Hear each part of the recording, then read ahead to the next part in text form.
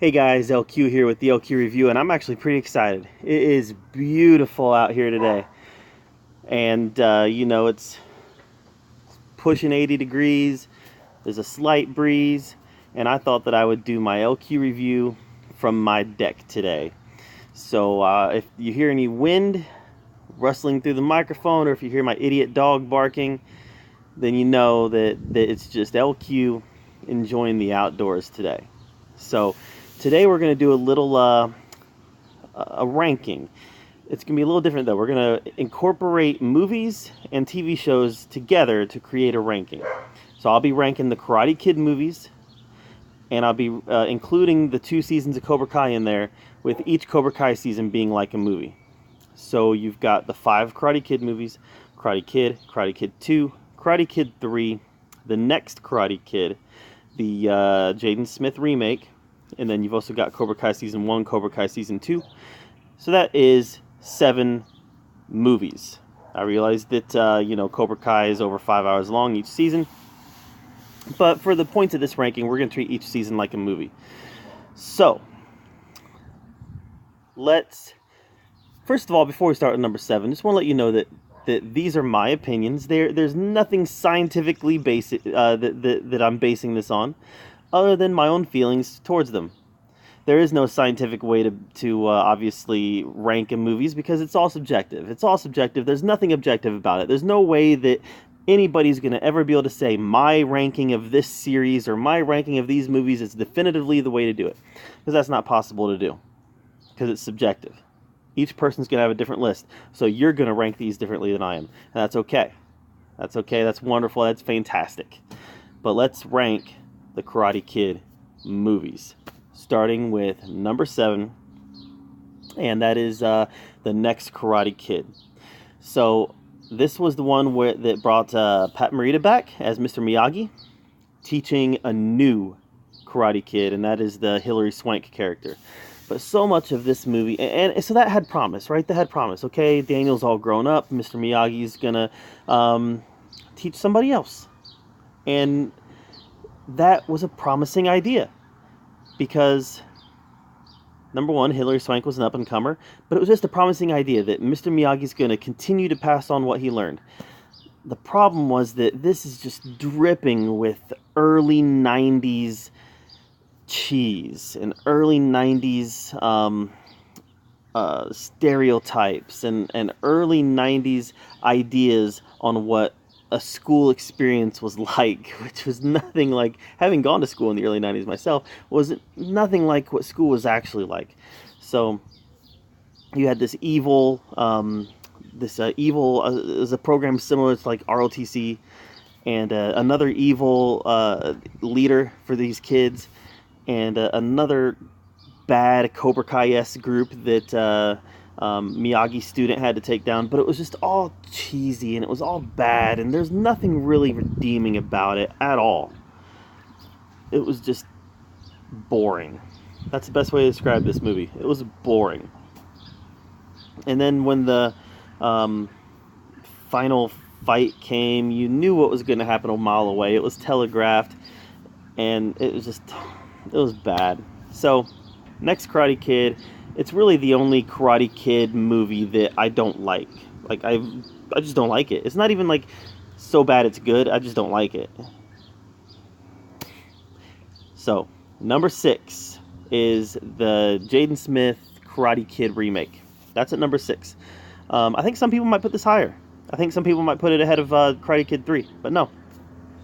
This is number 6, the Karate Kid remake. I liked some of what they did, and overall this was an enjoyable movie for me. I like that they took it to Japan, or was it China? It might have been China. It's been a while since I've seen it, but they took the character, like the original was a fish out of water story, in the sense that Daniel was leaving New Jersey and going out to California. He was now a fish out of water, and in the situations he was in. Kind of the same thing, just at a much different scale. You're taking the Jaden Smith character and taking him out of America and putting him into China. I think it was China, and that was setup for what ended up being, the idea itself was super interesting.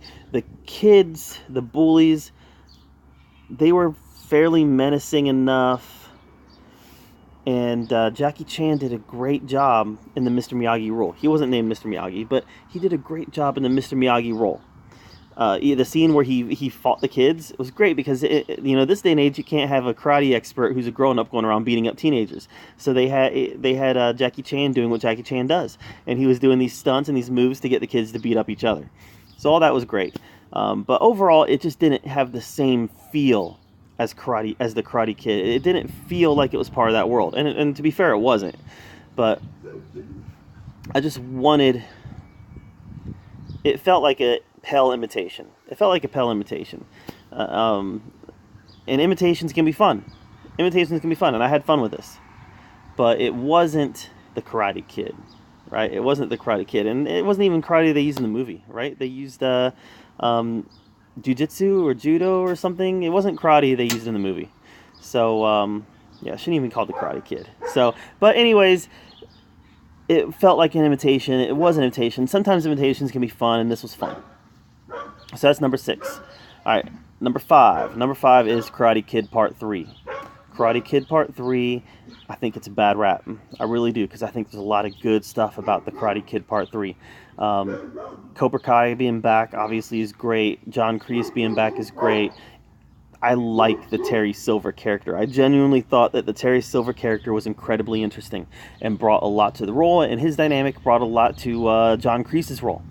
And this whole idea of getting Daniel to join Cobra Kai, this whole idea of breaking down his body, the whole idea of breaking down his relationship with Miyagi, they were using mental warfare against Daniel, and I loved it. I think it gets a bad rap for a couple things. Number one, the romantic lead, she wasn't an interesting character. They could have deleted her character from the movie entirely, and it would have brought nothing to it. Number 2, the Mike Barnes character was obnoxious. I didn't like Mike Barnes. There was nothing. I felt like he was bad guy to be bad guy, and that I felt like they could have done something better than Mike Barnes. And I'm not sure what that would be, but after Johnny, I just felt like Mike Barnes was second-rate Johnny. That's kind of how I felt, anyways. And I don't know. The whole idea of this being an amateur karate tournament and then bringing in this guy who sounds like he was a professional, I don't know. That didn't make sense either. Let's see here. We know that we know that Daniel was in his 30s in Karate Kid 3. By the time Karate Kid rolled around, Daniel was in his 30s. And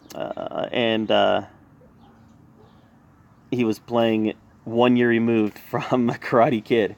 So he looked much older than a year older from the first one. So I don't know, that kind of bothered me a little bit. But none of that was stuff that made the movie not work for me.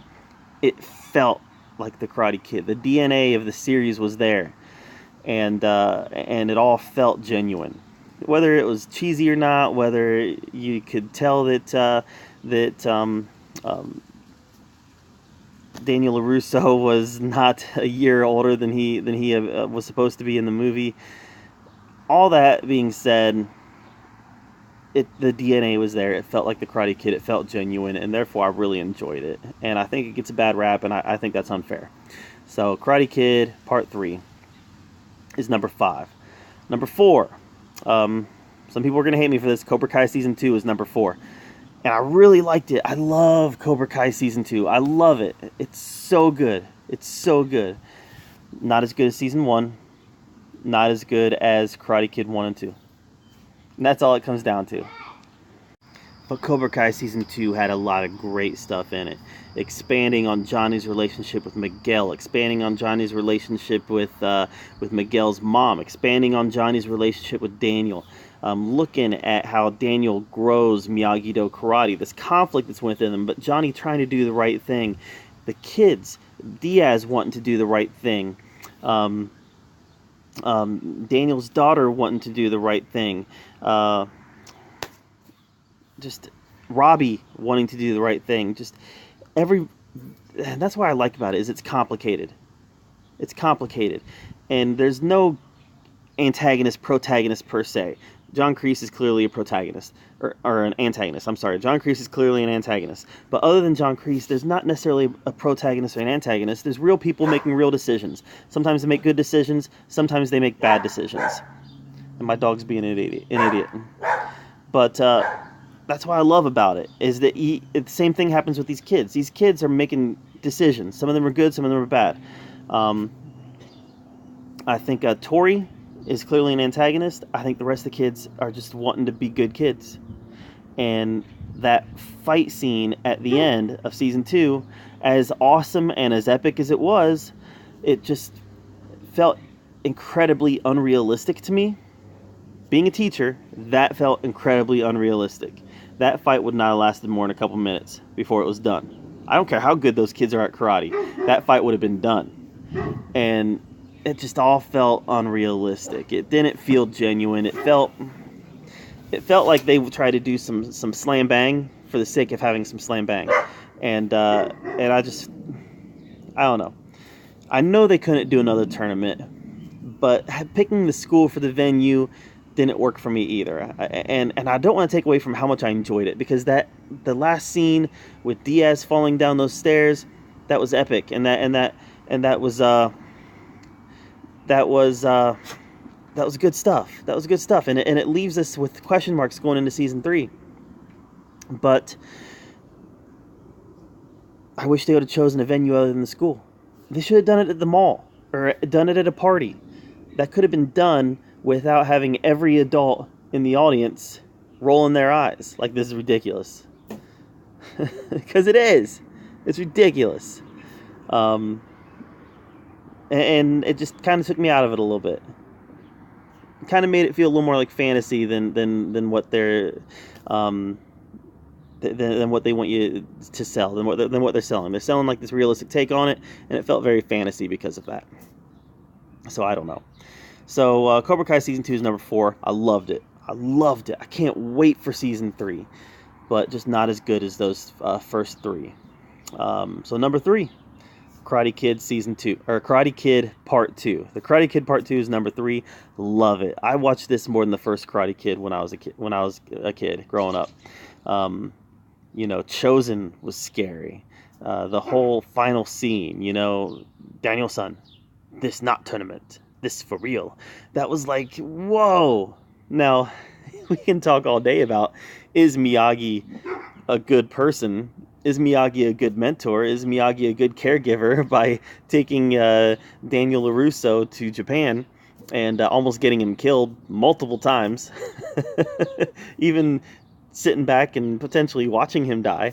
We can have that discussion, but we have to push that aside, and almost like with season 2 of Cobra Kai, just push that aside and accept the fantasy of it.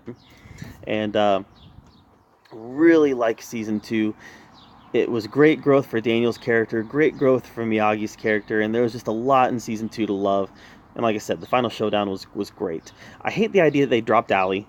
I hate the idea they dropped her, but I guess they thought that, I don't know, maybe they didn't want to pay, gosh darn it, what's her name? The actress that played Allie. I can't think of it. It's on my tip of my tongue. The second this is done, I'm going to look it up. I'm going to be like, yep, that's it. What is her name?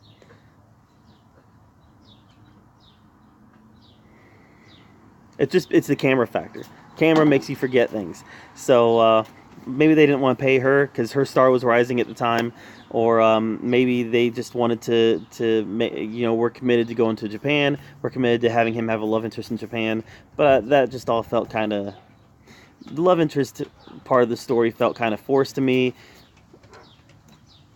I don't know. Like, yeah, he's going to go there. He's going to have fun. Yeah, he's going to go there. He's going to have fun. He's going to meet and flirt with girls. He's going to, have a fling. But this got serious quick. It got serious quick. You want to come to America with me? I know one part of America that already loves you. Whoa, pump the brakes, Daniel. So I don't know. whatever. The love story was the least important part of the movie. The movie was great. The movie worked on all levels. And Karate Kid 2, number 3. Number 2, Cobra Kai Season 1. Cobra Kai Season 1 was fantastic. I thought it was going to be a joke. I did. Now, I watched it because I'm such a fan of the Karate Kid movies, but I thought we were going to get a joke. I thought we were going to get something that treated the legacy of the first 3 movies like garbage. Yes, I say 3 movies. I like Karate Kid 3. So I thought that we were going to get something that treated the legacy of the first 3 movies like garbage, and what we got was a love letter to the fans of Karate Kid. And I'm thankful for that because it worked. It worked on every level. It was great catching up with these characters. It was great catching up with Johnny. It was great catching up with Daniel. And it was great to see that they were real people, right? Johnny wasn't strictly the antagonist. Daniel wasn't strictly the protagonist. They were complicated. In fact, there's parts of the season 1 where I was like, Daniel's the antagonist. Johnny's the protagonist. That's how I felt at times season 1, and that's what made it great. The tournament was great. Diaz was great. The evolution of Hawk was great. Everything about season 1 was firing on all cylinders, and it was perfect. It was perfect. And I almost put it at number 1. I did. I almost put season 1 at number 1, but it's not quite as good as the actual number 1, and that's The Karate Kid. The Karate Kid is such a good movie. It was one of those childhood defining movies. Like, I watched that movie over and over and over again. The Karate Kid, Superman 2, Gremlins, Star Wars The Empire Strikes Back, Star Wars A New Hope, Return of the Jedi. You had those staple movies from when I was a kid. Indiana Jones, Raiders of the Lost Ark, Indiana Jones, Last Crusade. You had those movies that you watched over and over and over again that you just wore out. And Karate Kid was one of them. I wore Karate Kid out. Loved it. And, there's nothing I can say here that hasn't already been said by somebody about the first Karate Kid movie. But just let me say that it was a movie that contributed to my adult fandom. It's a movie that helped me it's a movie that shaped the fan of movies that I am today. And I can look objectively now at The Karate Kid and say there's a lot of better movies out there.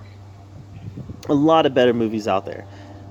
The Karate Kid is one of those special movies to me that is always going to be near and dear to me because of childhood experiences. Something that you can't quantify, something you can't explain, and it's something that you can't duplicate. It's like I tell my son, nothing's going to ever beat Jaws as my all-time favorite movie because you can't duplicate those experiences I had with Jaws when I was a kid. No movie can do that. So as much as I will like movies that come out in the future, as much as I like Avengers Endgame, as much as I liked, Wonder Woman, as much as I like these other movies that come out, the Lord of the Rings movies, oh my gosh, I love Return of the King.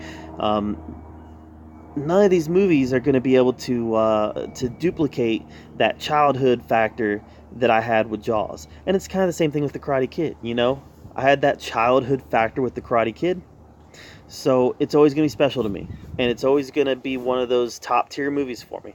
And, whether that's fair to modern movies, who cares? Who cares? Because it's all subjective. So anyways, that's my ranking of the Karate Kid movies. What's your ranking of the Karate Kid movies? And include Cobra Kai in there. Let me know in the comments down below. Thank you so much for being here at the LQ Review as I enjoy this wonderful day outside. And as always, thank you for being here where we get to talk about all the geeky and all the nerdy stuff that we love to talk about. Until next time, we'll see you later.